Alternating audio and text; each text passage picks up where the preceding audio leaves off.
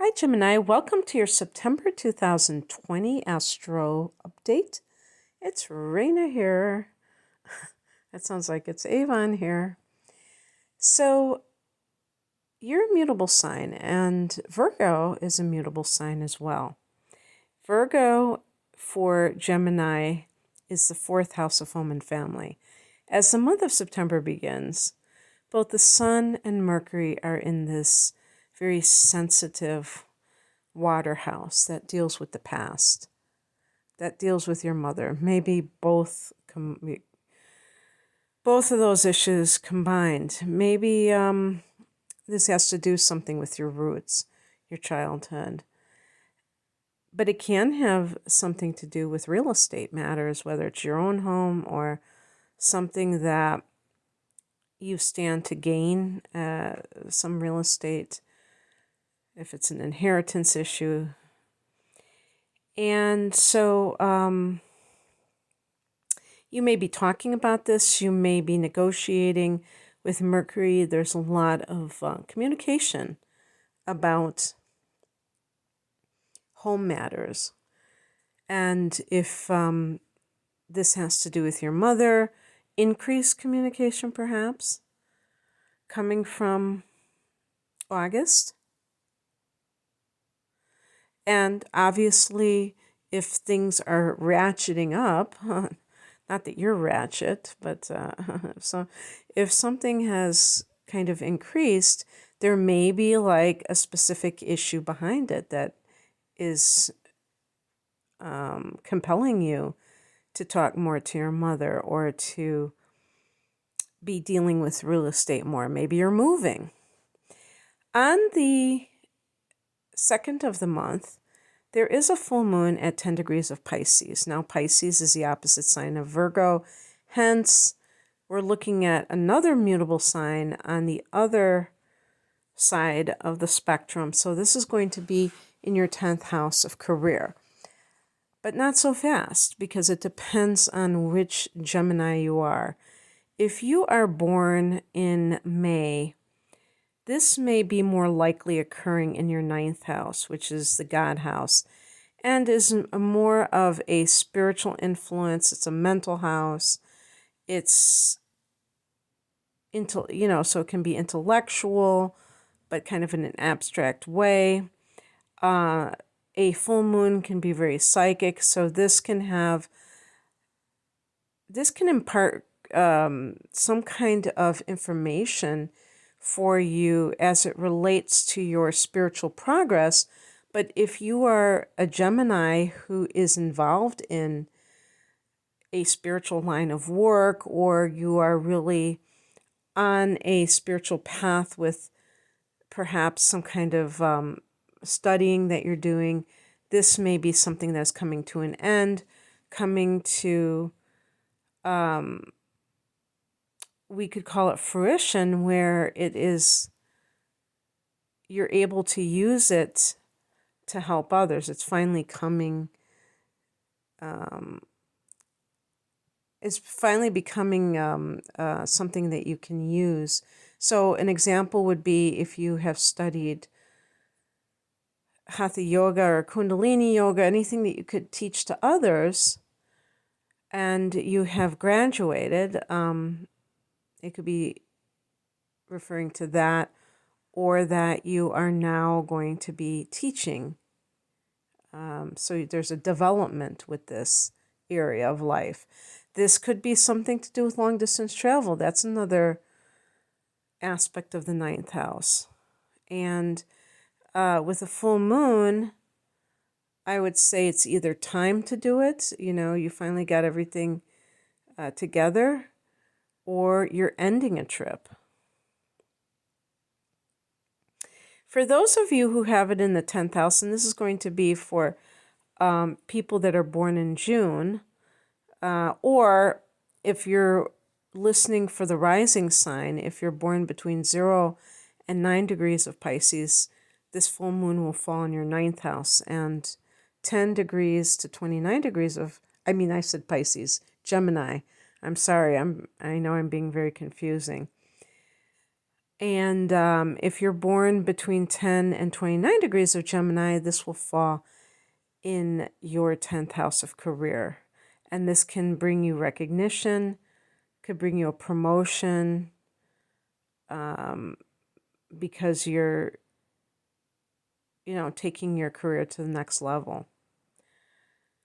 On the 5th, your ruler Mercury goes into Libra. Well, that's nice because Libra is a fellow air sign, and Libra for you is the 5th house.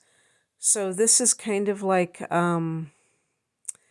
being very communicative as it relates to things that are fun. So, this is also the house of creativity besides the house of pleasure. So if you're dealing with something creative and you really, enjoying it and kind of finding pleasure in it, it might be something literary. So going to plays, possibly writing a play yourself. Gemini certainly is the writer, and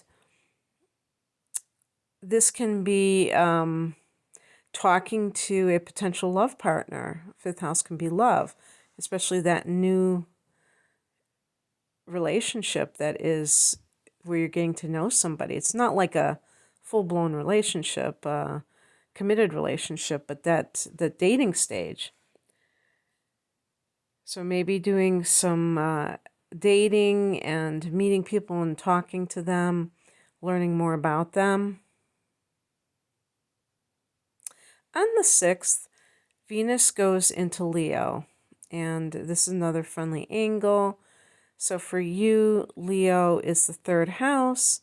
This is the house that you rule, Gemini. So Venus is going into that 3rd house, and that can be meeting somebody on social media. I actually, like when I say somebody, I mean like a romantic partner. I was actually suggesting like an online dating service earlier, but I didn't say that. I actually think that would be right up your alley because you are the kind of person that I think would fall in love with somebody's mind a lot easier than their body. Like, it just sounds funny to think about falling in love with somebody's body. But no, seriously, like, how there are those people who are like on an online dating service and they just like talk to each other for months or a year, and then they don't even meet in person for a long time, but they like really know each other.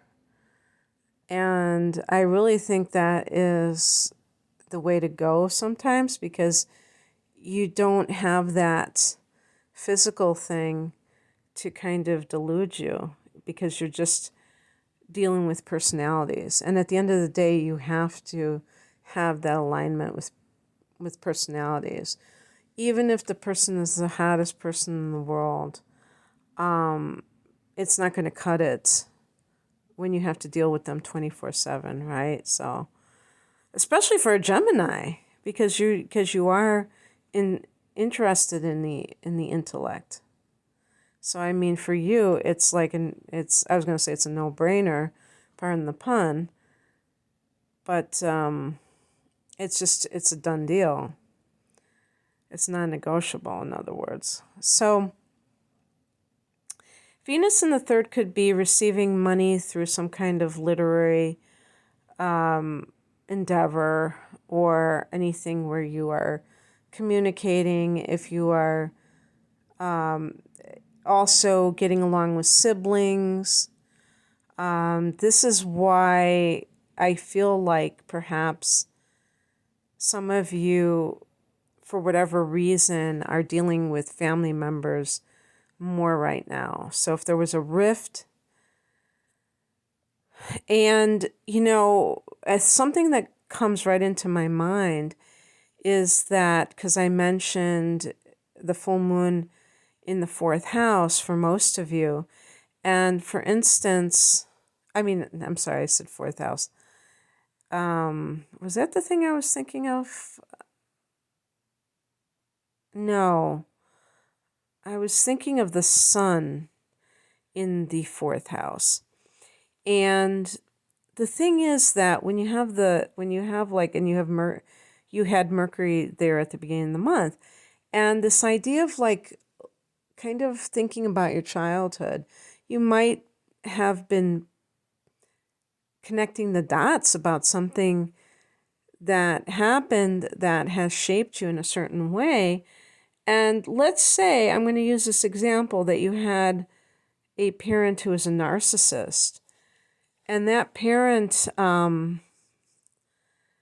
favored a sibling over you. And maybe you ended up not getting along with that sibling because you blamed them, because that's what these people do, is they pit one against the other.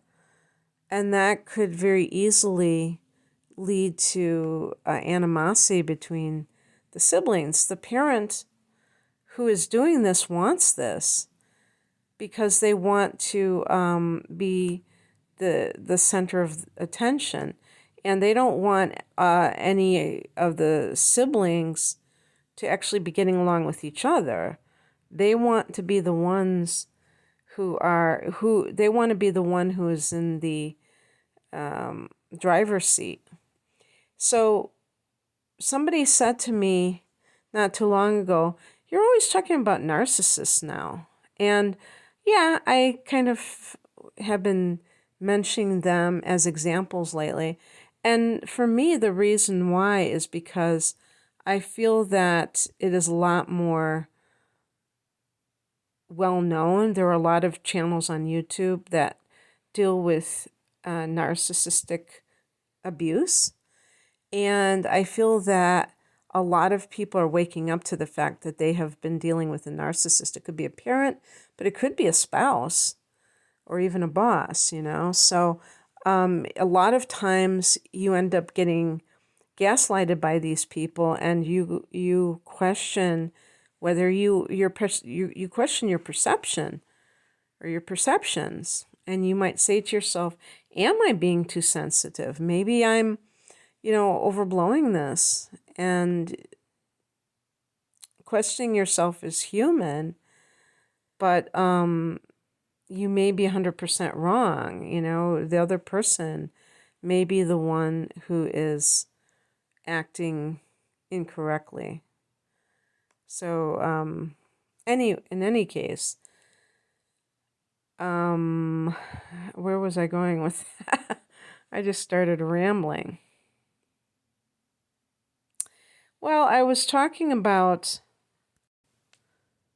Venus in the third house. Maybe you're making peace with a sibling, and that is because you realize that they weren't really to blame. They were just trying to survive.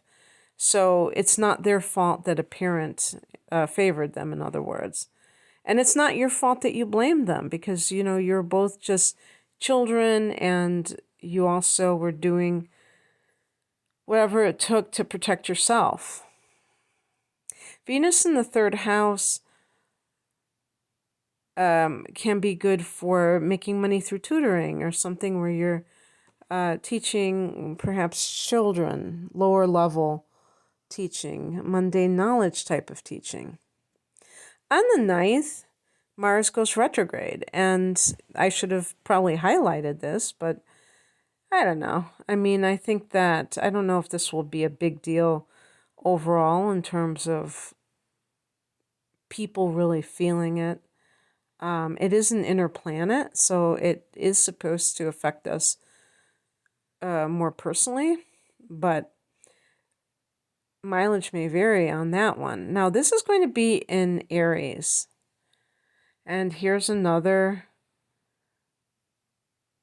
friendly angle. This is a sextile from you to Aries.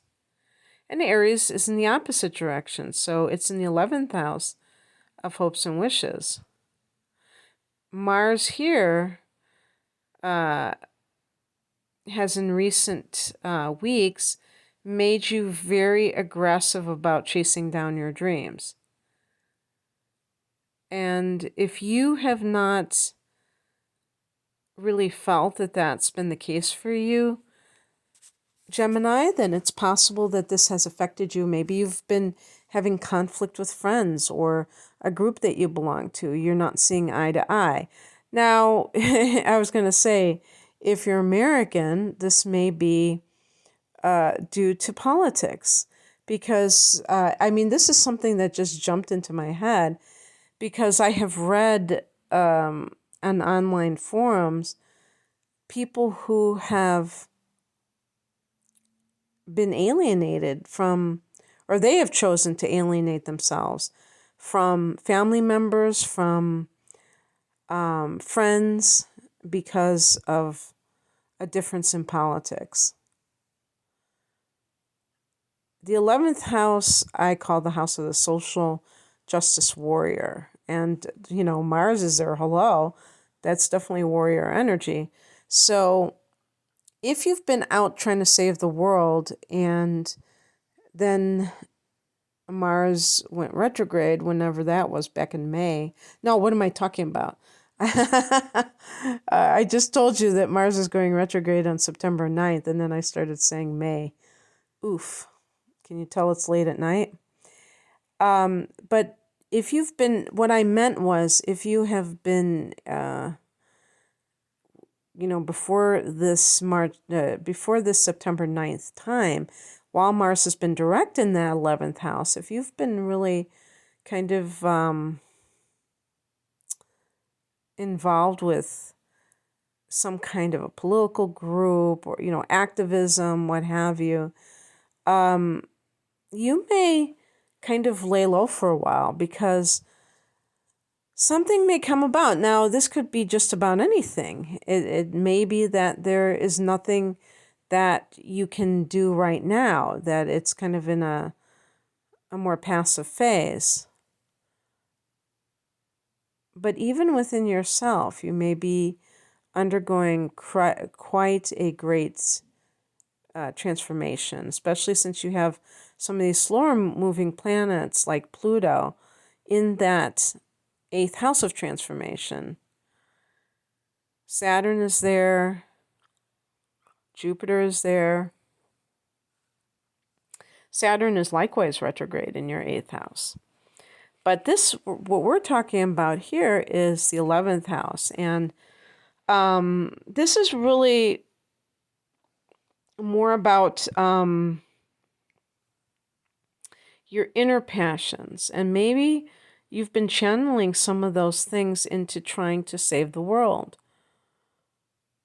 But depending on how those efforts have gone, it's not about having a change of heart, but maybe the tactics are not really paying off, so to speak.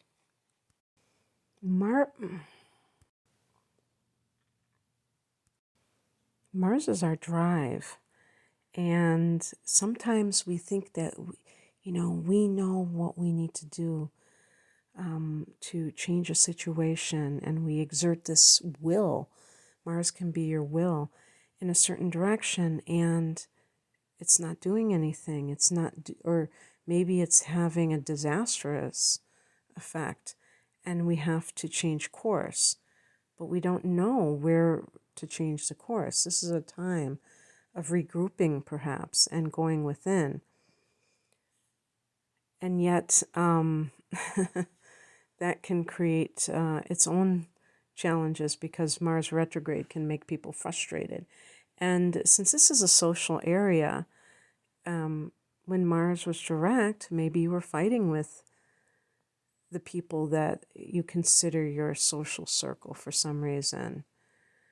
Differences of opinion, like I said, in your politics or your spiritual beliefs, if they have changed. And believe me, with those planets in the area of transformation, the 8th house, maybe you have changed radically in recent years, and you've outgrown your friends. And so instead of just realizing that and moving on, you're bickering about your philosophical differences instead of kind of doing you. On the 12th, Jupiter goes direct, and this is in the sign of Capricorn. Speaking of which, that 8th house, there may have been some issue, because Jupiter can even be about money, just like Venus, about some kind of an inheritance issue, and this may find more progression now that Jupiter is direct. When somebody has Jupiter transiting their 8th house, there is the possibility of financial gain through money that you don't earn. So whether it's through a gift, whether it's through an inheritance, or money you didn't know that was coming to you from like a, what do you call it, like a tax, overpaying taxes or something like that, and then you get that dividends. I still don't know if dividends qualifies as the 8th house, but I would think so. And that might have even happened when Jupiter was retrograde, especially if money was owed to you or in some way. I don't know if you heard that, my battery. That wasn't supposed to happen. You're not supposed to hear all of this. Okay. So I'm running out of juice, folks. So that's great, though, Jupiter going direct, and you can see more progress. And this, if you are coupled with somebody and you merge finances, that person maybe had some kind of a setback financially, and now they're really raking in the dough, and you are benefiting from that by virtue of being with them. So there you go. On the 17th, we have a new moon at 25 degrees of Virgo. Again, we're talking about that 4th house of home and family, new beginnings, new direction, new outlook. This could be moving house into a new home, possibly. And on the 29th, Saturn goes direct in Capricorn, the sign that it dipped back into back in July. So in that 8th house as well. And Saturn is just visiting here temporarily until the end of the year, when it goes back into Aquarius, where it spent a very brief period. Now, when Saturn leaves this sector, I think that it will feel a lot better, because Saturn in the 8th house can be, well, Pluto isn't a day at the beach either. Both of these planets are pretty intense in terms of what they represent, but this house is intense.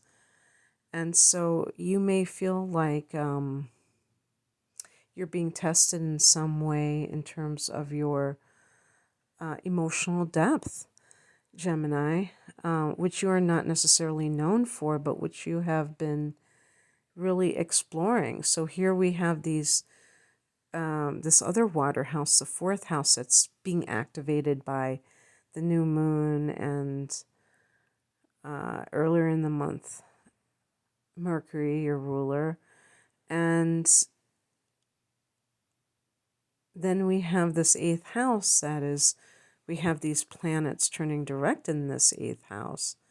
And so that means more exploration of what the 8th house is all about. Now, the 8th house for Saturn can also be,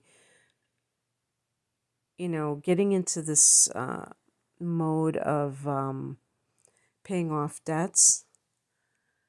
And so perhaps if there's like an inheritance that is on the horizon, you're going to use at least some of that money to pay off debts. Perhaps there was a little bit of a lax period when Saturn was retrograde since last May, but now you're ready to get more disciplined in this area, or your partner is. if this is related to their financial status. Okay, that's what I have for you, Gemini. I hope that you resonated with this. If you would like a personal reading, a natal chart interpretation, what have you, please check me out at rainamoonastrology.com, and the link is below. Take care. Bye.